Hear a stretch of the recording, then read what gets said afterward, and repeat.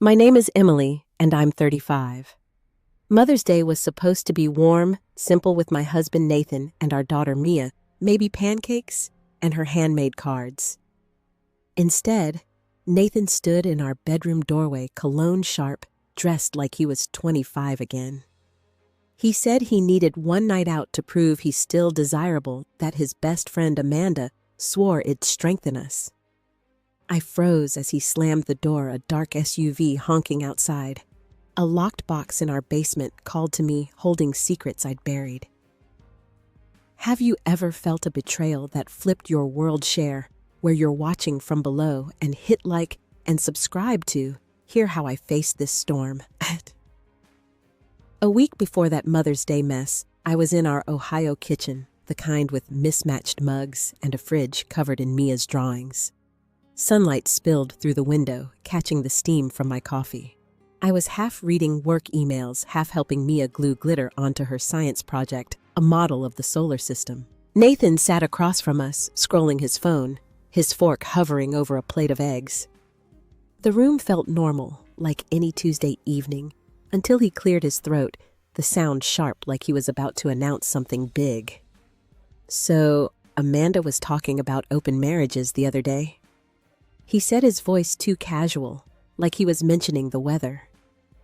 I froze my fingers, sticky with glue, the word open landing like a pebble in still water. Mia looked up, her brows knitting, but Nathan just chuckled, waving it off. She says it's like liberating, modern, just a thought. He took a bite of egg's eyes on his phone again, as if he hadn't just tossed a grenade into our life. My stomach twisted, a quiet knot forming. I wanted to laugh it off too, to keep the moment light, but something in his tone, the way he didn't meet my eyes, made me pause. That's not us, I said, forcing a smile, glancing at Mia, who was back to her glitter oblivious. Nathan shrugged, muttering, "Yeah, just something she brought up." But the air felt heavier, like the kitchen had shrunk. I tried to shake it off. Nathan and I had been together 15 years, married for 12. We'd built this life, this home with its creaky stairs and Mia's laughter. Amanda was his college friend, always around lately, with her loud laugh and late-night texts about work or whatever. I trusted Nathan. He'd never given me a reason not to. But as I wiped glitter off my hands, I couldn't unhear the phrase, open marriage, or the way he'd said it like he was testing the water. Later, after Mia was in bed, I found Nathan's wallet on the counter, left open from when he'd ordered pizza. A corner of an old photo stuck out, worn at the edges. I tugged it free, expecting a picture of us, maybe from our honeymoon in Florida. Instead, it was Nathan and Amanda, 20 years old, grinning at some college party, her arms slung around his shoulders. My chest tightened. Why was this in his wallet? I'd never seen it before. I slid it back, my fingers trembling, telling myself it was nothing, just nostalgia. But the knot in my stomach grew. That night, I lay awake, Nathan snoring softly beside me. Amanda's texts lit up his phone on the nightstand, a quick buzz I'd usually ignore. I didn't check it. I didn't want to be that person. But I couldn't stop picturing her at our dinner table last month, her wine glass raised, saying, "You two are so solid, but don't you ever wonder what else is out there?" Nathan had laughed, but I'd changed the subject, uneasy. Now her words echoed, mingling with that photo, with his offhand comment at dinner. The next morning, Mia bounded downstairs, her ponytail bouncing, asking if Amanda was coming to her school play. "She's always here," Mia said, grabbing a cereal bowl. I forced a laugh, pouring her milk, but her words stung. Was Amanda always here? I thought back weekends at our house group outings, where she and Nathan ended up talking in a corner, her name lighting up his phone more than mine. I'd told myself it was harmless, that I was secure that Nathan loved me. But as I watched Mia eat, humming to herself, I wondered if I'd been blind, if the life I thought was ours was starting to slip. The night before Mother's Day, I slipped out to meet my sister Hannah at our favorite diner, a greasy spoon, with flickering neon signs and coffee that tasted like burnt toast. I needed air, needed someone to talk to after Mia's innocent comment about Amanda's constant presence. The kitchen felt suffocating, Nathan's wallet photo still burning in my mind. I left him on the couch, watching some sports highlight, oblivious to the storm brewing inside me. Hannah was already at a booth, her curly hair tucked under a baseball cap, stirring sugar into her mug when I slid in across from her. "You look like you've seen a ghost," she said, pushing a plate of fries toward me. I tried to laugh, but it came out brittle like cracking glass. I wanted to spill everything, Nathan's open marriage comment, the photo, Mia's words, but my throat felt tight. Instead, I picked at a fry, the salt stinging my lips. Hannah leaned forward, her eyes narrowing. "Emily, what's going on?" "You're not you." I took a breath, the diner's hum of clinking plates and low chatter grounding me. "It's Nathan," I said, finally, my voice low. "He's been weird, talking about open marriages like it's no big deal. And Amanda's always around Hannah. Always." I told her about the dinner conversation, how Nathan brushed it off, but how it stuck with me. I didn't mention the photo. It felt too raw, too embarrassing to admit I'd snooped. Hannah's face hardened. She set her mug down, the clunk loud against the table. "I didn't want to say anything," she said, her voice careful, "but I saw them last week. Nathan and Amanda at that dive bar on Maple. They were in a corner booth laughing, leaning in close. Too close. I thought maybe I was overreacting, but it felt off." Her words hit like a punch, stealing my breath. I pictured Nathan's easy smile, the one he used to save for me, aimed at Amanda in some smoky bar while I was home folding laundry. "That's not him," I said, but my voice wavered.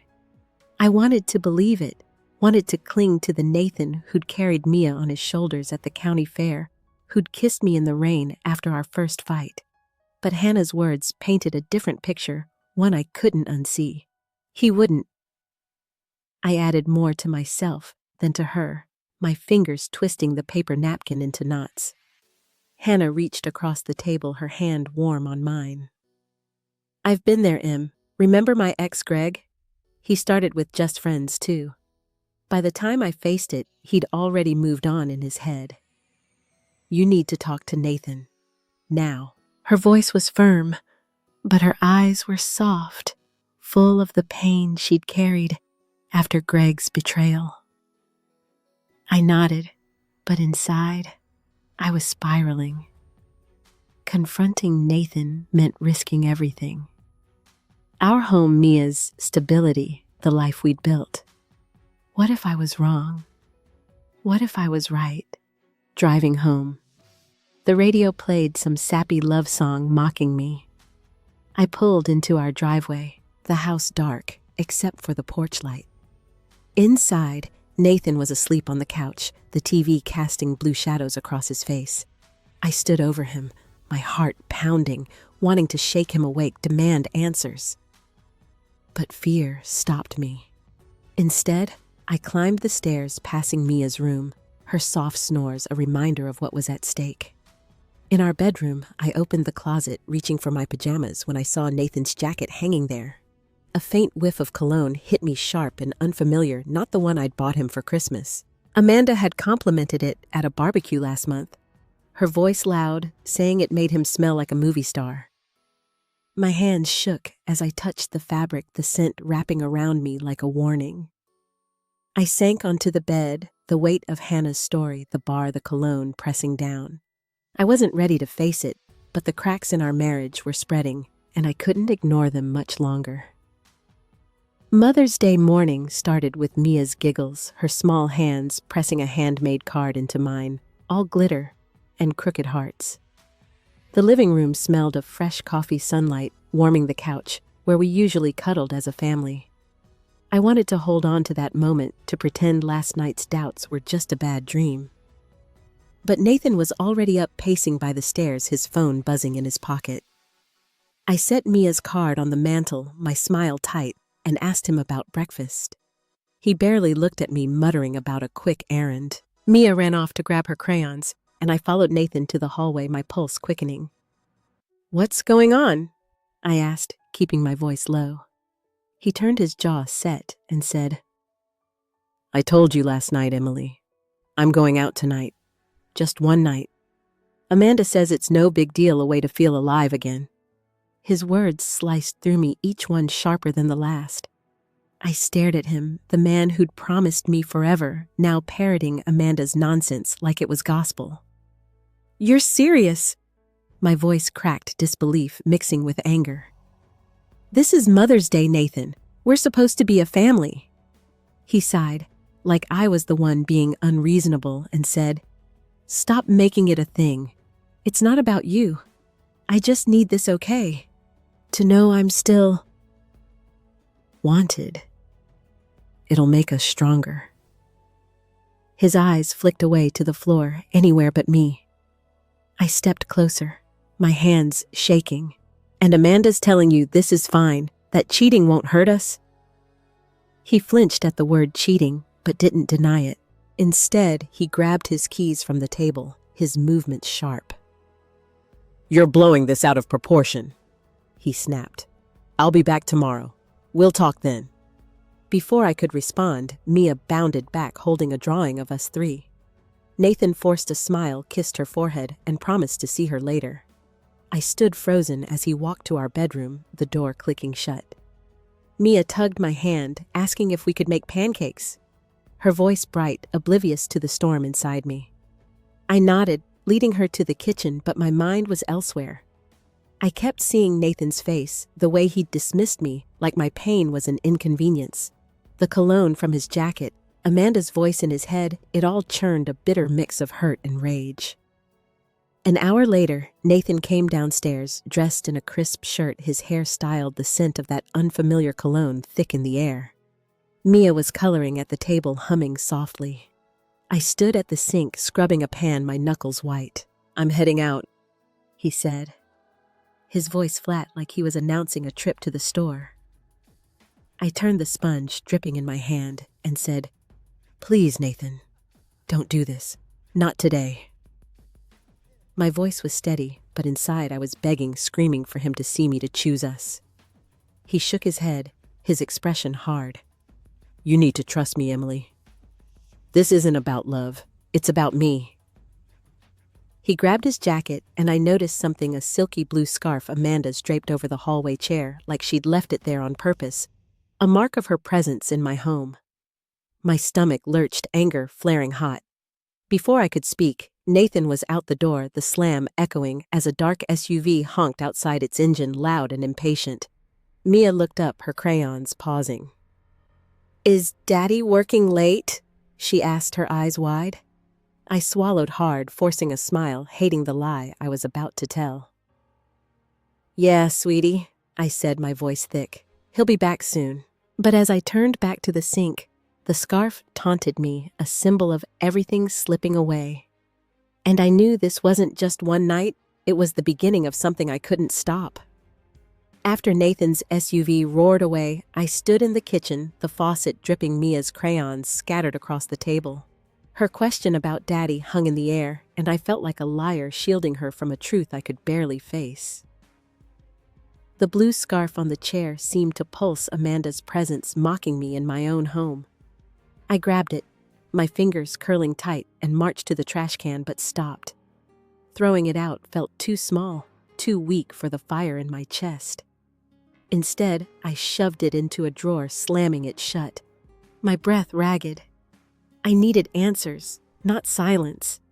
Mia was upstairs, lost in her drawing, so I grabbed my keys, my hands trembling with purpose. Amanda's apartment was a 20-minute drive, a sleek complex with glass balconies, the kind of place that screamed she had no kids, no responsibilities. The whole way, my mind raced, replaying Nathan's words, his insistence that this was about him, not love. But it was love, my love, our family, that he was trampling. And Amanda was the one pouring fuel on the fire. I parked, my heart pounding, and took the elevator to her floor. The hallway smelled of lavender, fake and cloying. I knocked hard on her door, half expecting her to ignore me. But she opened it, her hair loose, a wine glass in hand, like she was celebrating. "Emily," she said, her voice light, but her eyes flicked with something guilt, maybe, or amusement. "What's up?" I didn't sit when she gestured to the couch. I stood, arms crossed, the scarf's weight in my mind. "Why are you doing this?" I asked, my voice low, shaking. "Telling Nathan to go out to cheat, to blow up our marriage? What kind of friend are you?" She set her glass down, her lips curling into a half smile, and leaned against the counter, all casual, like we were chatting about the weather. "Cheat."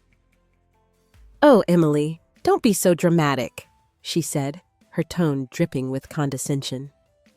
"I told him to explore, to live a little. You guys are in a rut. I'm helping him, helping you both, honestly. Open relationships are modern healthy. You're just stuck in the 1950s. Her words stung, each one a jab at my values, my life. I felt small, outdated, like I was the problem for wanting my husband to stay. "You don't get to decide what's healthy for us," I snapped, stepping closer. "You're not in this marriage. You don't know what it's like to build a family, to love someone for 15 years? My voice rose, cracking, and I hated how desperate I sounded. Amanda shrugged, unfazed, and said, "Maybe Nathan needs more than what you're giving him." "Ever think of that? He's not happy, Emily. I'm just saying what he won't." Her words were a knife twisting deep. I wanted to scream, to tell her she was wrong, but doubt crept in, cold and heavy. Was Nathan unhappy? Had I missed it, buried in school pickups and late-night emails? I thought of our quiet evenings, the way he'd stopped reaching for my hand, the space growing between us. Amanda saw my hesitation and pressed harder. "Look, you're making this a big deal.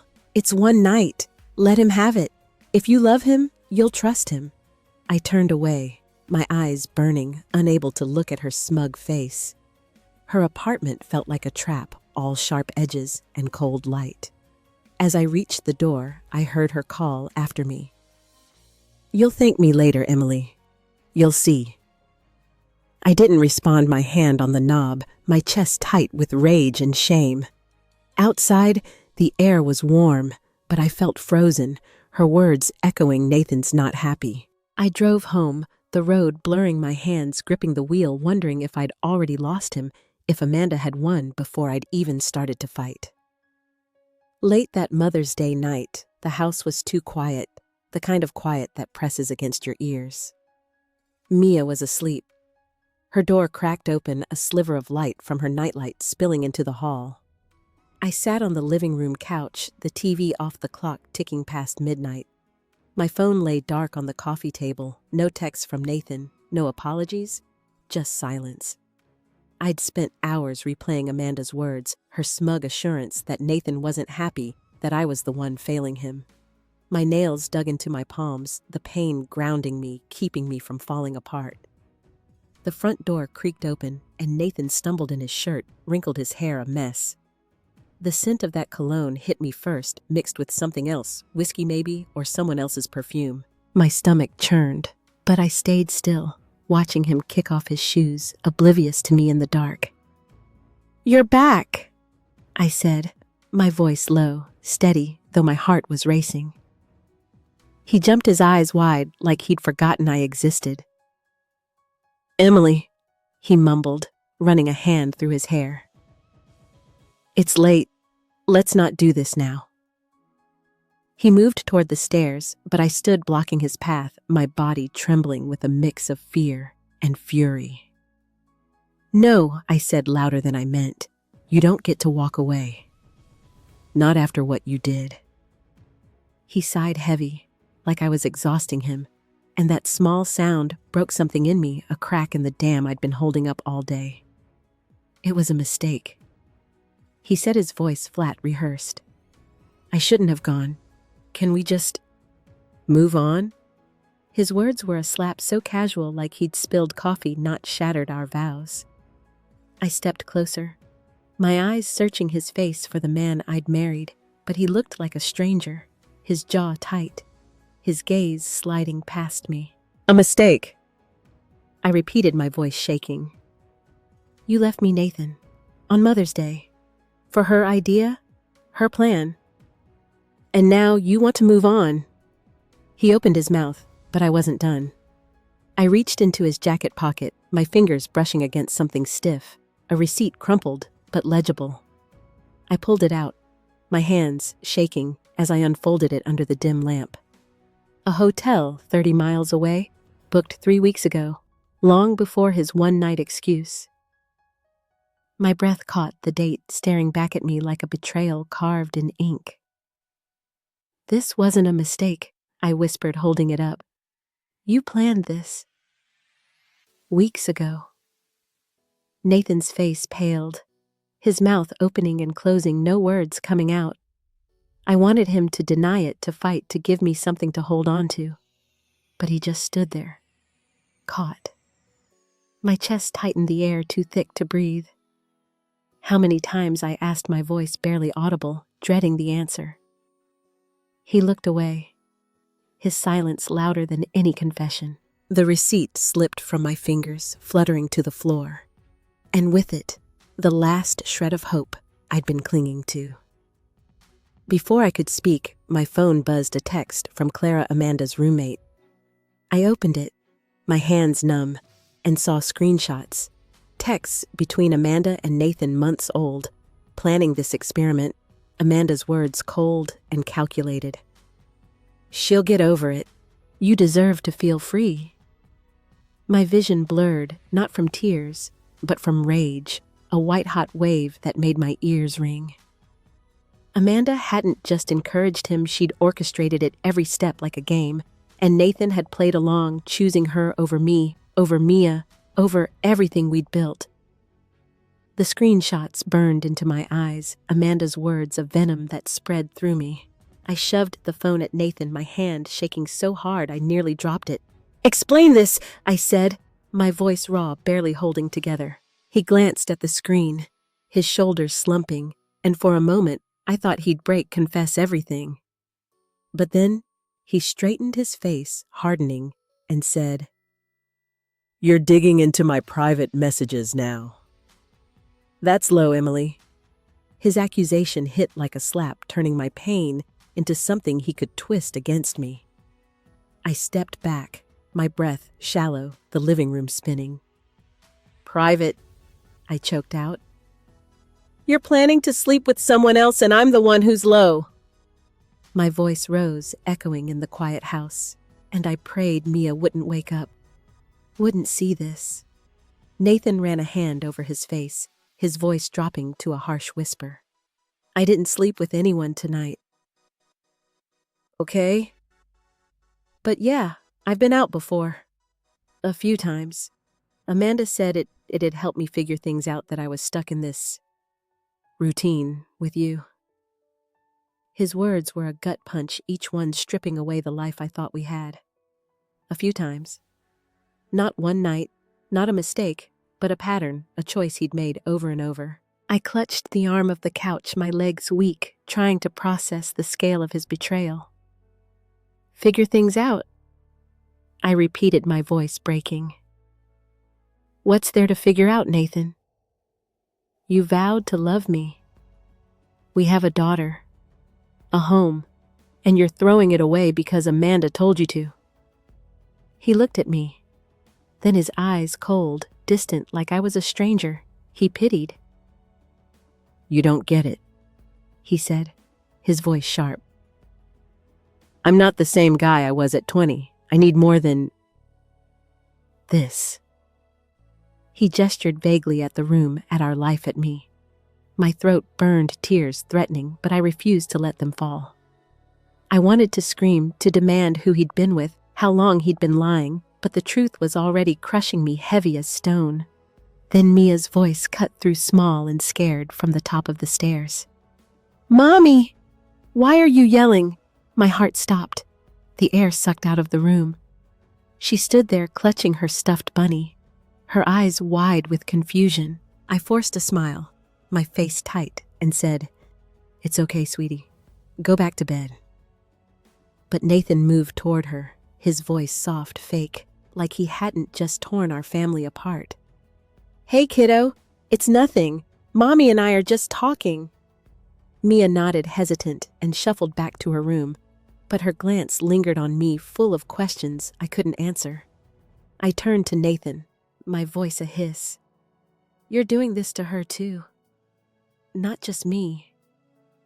He flinched, but didn't respond. Just stood there, his silence a wall I couldn't break. My eyes fell to the coffee table, where an old anniversary card from him sat, his handwriting promising forever. It mocked me now, a lie inked in his own hand. I was drowning the weight of his choices, Amanda's manipulation and Mia's innocent fear pulling me under with no way out in sight. 2 days after that shattering Mother's Day, I woke to a house that felt hollow, the silence louder than Nathan's excuses. Mia was at school, her backpack slung over her shoulder, her smile forced when I kissed her goodbye. Nathan had left early, muttering about work avoiding my eyes. I stood in the kitchen, the coffee cold in my mug, his anniversary card still on the table, its lies glaring. I couldn't stay still, couldn't let his betrayal define me anymore. Something had to change, and it had to start with me. I headed to the basement, my steps heavy on the creaky stairs. The air was damp, smelling of old paint and forgotten boxes. In the corner, under a tarp, sat the locked box I'd kept hidden for years. My fingers brushed its cold metal, the key tucked in my pocket, a secret I'd buried when I first found it.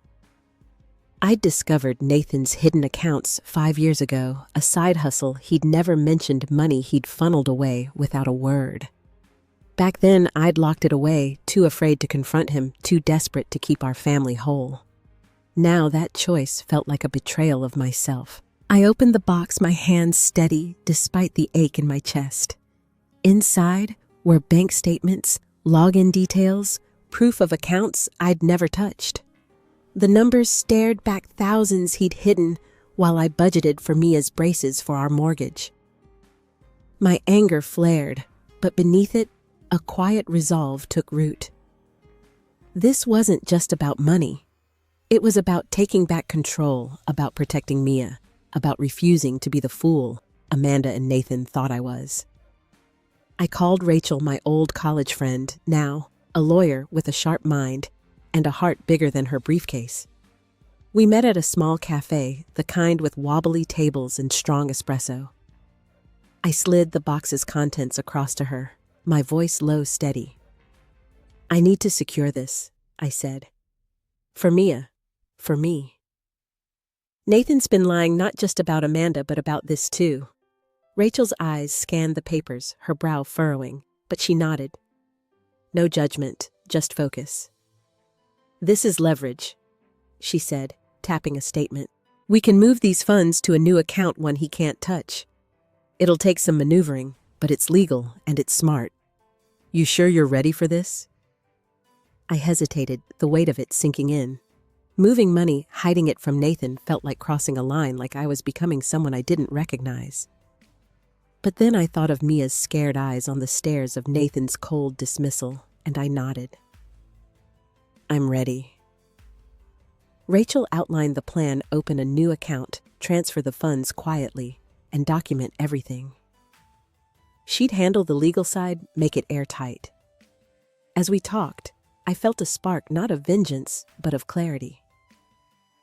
I wasn't just reacting anymore, I was choosing. Choosing Mia's future, choosing my dignity. I slipped the locket Nathan gave me on our wedding day from my pocket, its weight heavy in my palm. I'd worn it for years, a symbol of love. Now I clasped it around my neck, not for him, but for me. A reminder that I was still here, still fighting.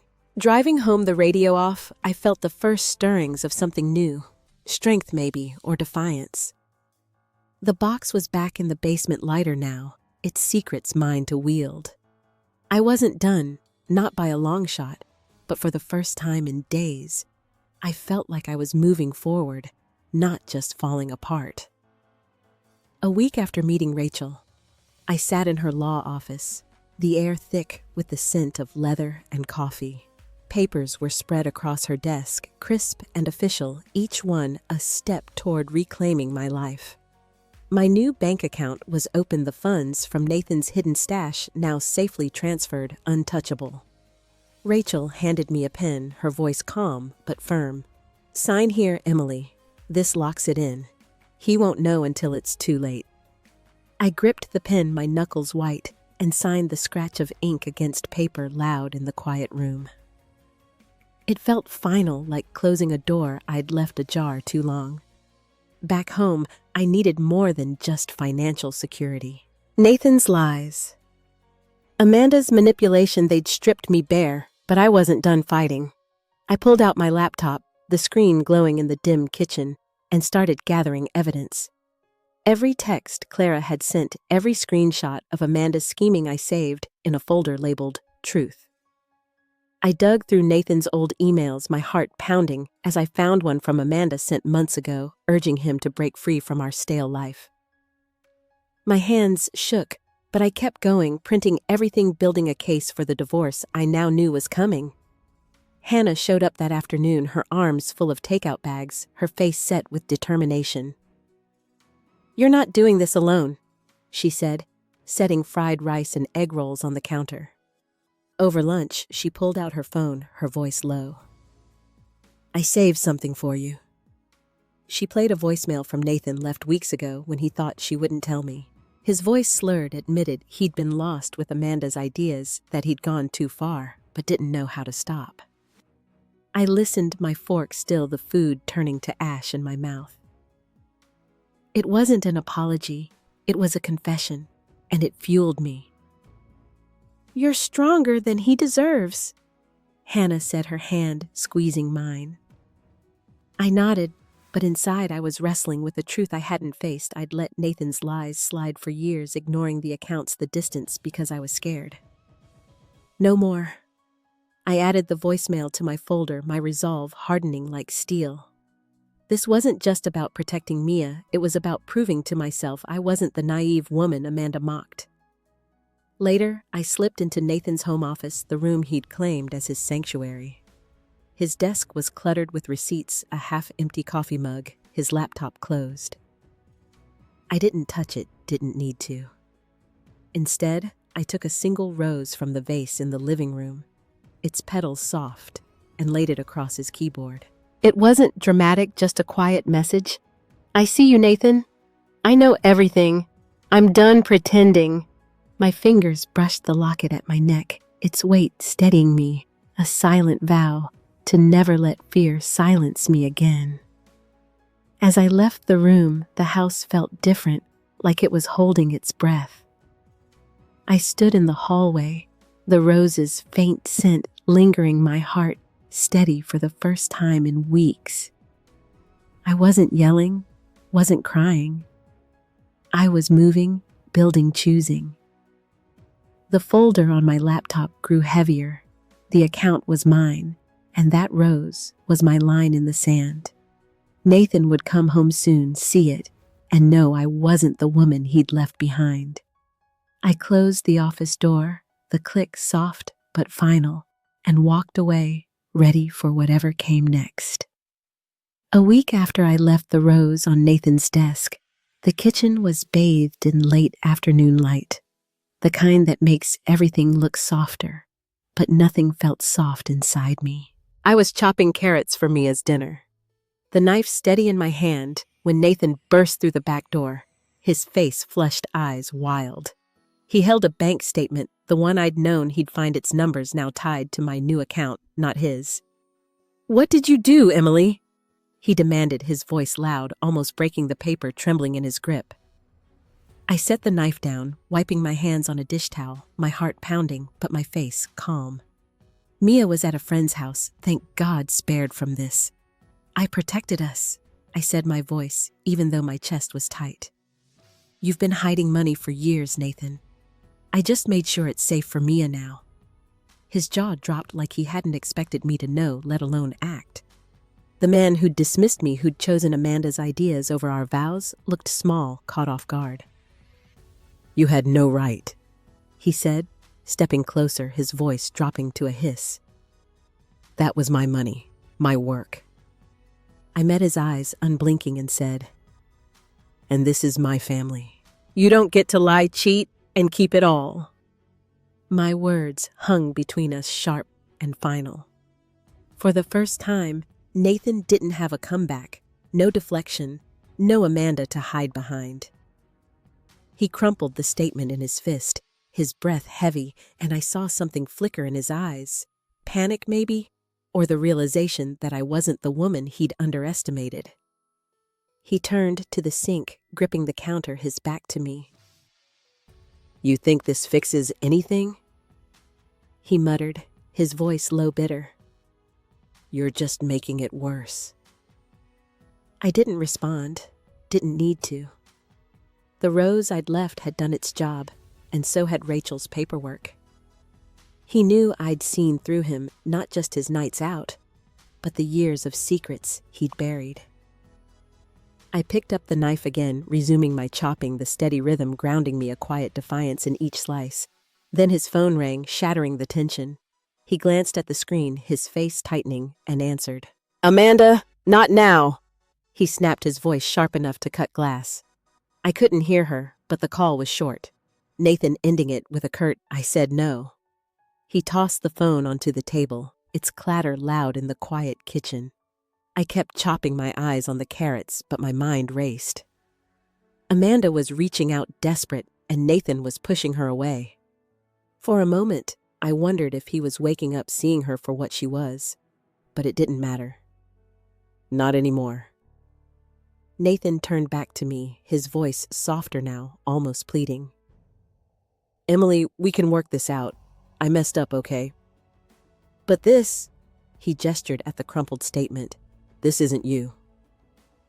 His words stung, a last attempt to pull me back, to make me the Emily who'd looked away for years. But I wasn't her anymore. I set the knife down, my hands still, and looked at him, really looked. The man I'd loved was there, but he was drowning in his own choices, and I couldn't save him. The kitchen clock ticked, each second heavy, and I stood there silent, letting his words fade into nothing. The silence in the kitchen stretched Nathan's plea hanging unanswered. I turned back to the carrots, their orange slices piling up, each cut deliberate, a way to hold myself together. He stood there, his shadow long across the floor, waiting for me to soften, to forgive like I always had. But I didn't. The locket at my neck felt heavier, not with love, but with the weight of who I'd become. I heard him exhale sharp, like he'd been holding his breath, and then his footsteps slow toward the door. He didn't leave, just lingered, the tension thick as fog. A month later, everything had shifted. Hannah's house was warm, filled with the chatter of our cousins, the clink of glasses at a family barbecue. I stood by the grill, flipping burgers, Mia laughing nearby as she chased fireflies. Nathan had moved out, his clothes gone from our closet, his office empty. I'd filed for divorce, Rachel's papers ensuring Mia's future was secure. The weight of it all, his betrayal, my actions settled differently now, less like a wound, more like a scar.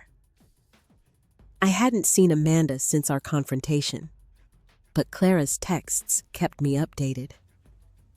Amanda's name was mud now, her meddling exposed, when Clara told mutual friends about her role in pushing Nathan.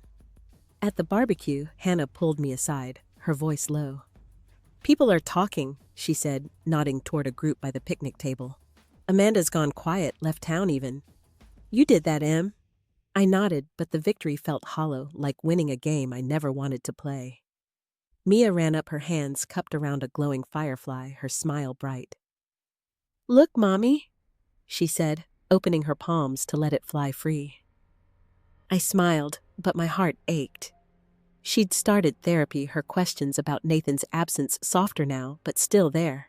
I joined her sessions, learning to carry my guilt for the family we'd lost, and to forgive myself for fighting to keep her safe. Each session peeled back a layer, showing me I'd been strong all along, even when I felt broken. Back at home, I sorted through Nathan's things, packing what he hadn't taken.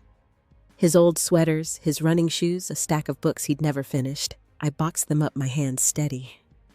At the local shelter, I dropped them off the volunteer, thanking me with a warm smile. I drove away, the car lighter my chest too. It wasn't revenge, not anymore. It was letting go piece by piece of the life I'd clung to. That night, I sat on the porch, the stars sharp above. Mia slept inside her room, a haven of stuffed animals and dreams.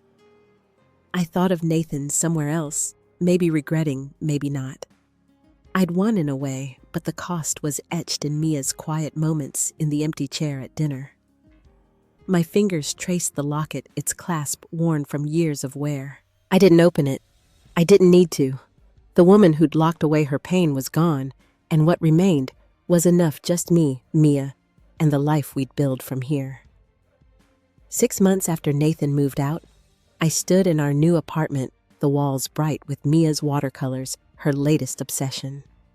The space was small, a 2-bedroom with a view of the park, but it felt like ours, not haunted by old promises. Morning light slipped through the blinds, warming the hardwood floor, where I knelt unpacking a box of kitchen stuff. A chipped teapot one mom gave me years ago sat in my hands, its weight familiar grounding. I smiled, realizing I hadn't thought of Nathan in days. I'd started a baking business, nothing big, just cupcakes and cookies for local cafes. The work was hard flour, dusting my aprons, late nights perfecting recipes, but it lit something in me. Customers left notes, praising the lemon zest in my shortbread, and Mia helped her small hands shaping dough. Her laughter filling the tiny kitchen.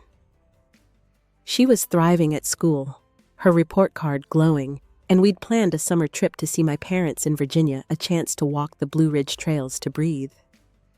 Rachel called that afternoon, her voice warm through the phone. "There's a group I think you'd like," she said. "People who've been through, well, stuff like you." I hesitated, the idea of sharing my story with strangers daunting, but I trusted her. That evening, I drove to a community center, its brick walls cozy under string lights. Inside, a circle of chairs held a dozen faces, some tired, some hopeful. A woman named Sarah spoke first, her voice steady as she described rebuilding after her husband left. Her words hit close, not because our stories were the same, but because I saw myself in her quiet strength. I didn't talk much that night, just listened, my hands wrapped around a styrofoam cup of tea. Sarah caught me after, her smile kind. "It gets easier," she said, handing me her number. "You're not alone?" Driving home, the city lights blurring past, I felt a shift, like a knot loosening. I'd spent so long blaming myself for Nathan's choices, for not seeing the cracks sooner. But here in a room of strangers, I saw I wasn't the only one who'd trusted too long, who'd fought to hold on. Back at the apartment, I hung one of Mia's paintings, a bright swirl of blues and greens above the couch. It wasn't perfect, but it was hers, and that made it beautiful. I stepped back, my hands on my hips, and felt a quiet pride. This life, this home, was ours, built from scratch, not borrowed from someone else's dreams. I thought of the group of Sarah's words and realized I was starting to forgive myself, not for Nathan's betrayal, but for believing I had to carry it alone. The next Sunday, Mia and I spread a blanket in the park, the grass cool under our bare feet. A picnic basket sat open, stuffed with peanut butter sandwiches and apple slices, the kind of simple meal that felt like home. Mia was teaching me to braid clover into crowns, her fingers nimble, her tongue peeking out in concentration. I laughed when my first attempt fell apart, petals scattering, and she giggled, calling me hopeless. Her joy was a balm, smoothing the rough edges of the past year. I leaned back, watching clouds drift their shapes soft against the blue. The locket rested against my chest, its clasp worn but warm. I didn't think of Nathan much anymore, not with anger or longing, just a quiet acknowledgement that he'd been part of my story, but not its end. Sarah's words from the group echoed, "You're not alone."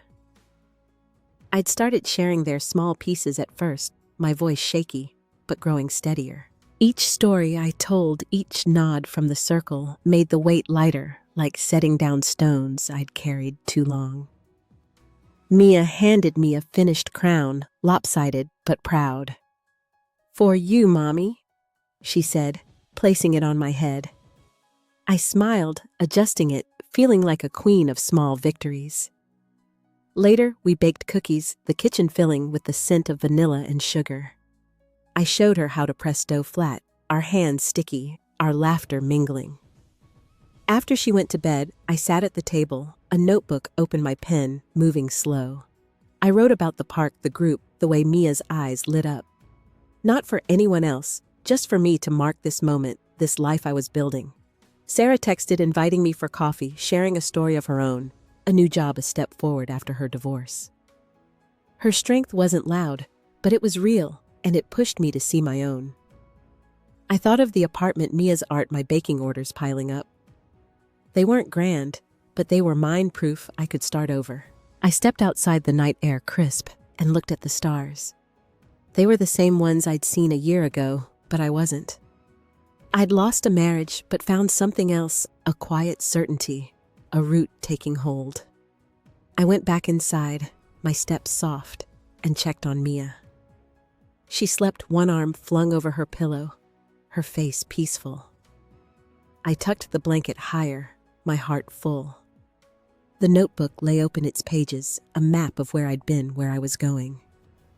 I didn't need to prove anything, not to Nathan, not to Amanda. I was enough. And as I closed the door to Mia's room, the world felt still, like a breath held before dawn.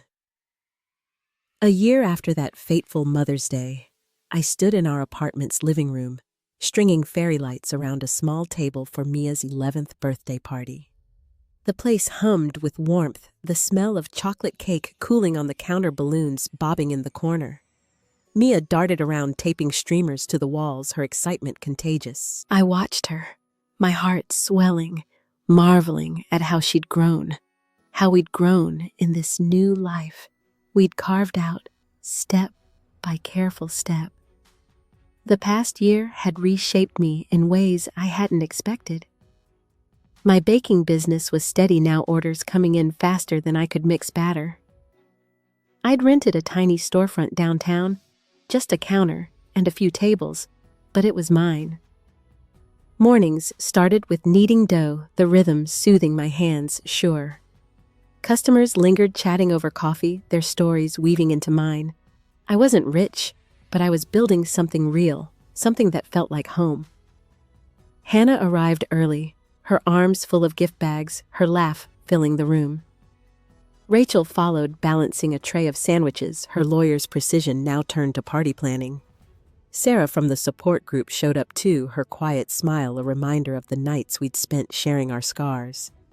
They moved around the apartment, setting out plates, teasing Mia about her latest crush. I stood back, a dishcloth in hand, and felt a quiet gratitude, not for what I'd lost, but for what I'd found, these women, this moment, this strength. Clara stopped by, her visit unexpected, but welcome. She'd moved on from Amanda's orbit, her life brighter now. "She's gone, you know," Clara said softly, stirring her soda. "Amanda left town for good. People stopped trusting her after everything." I nodded, the news settling lightly like dust finally cleared. I thanked Clara for her honesty, for those screenshots that had opened my eyes. She hugged me quick and tight before joining Mia to blow up more balloons.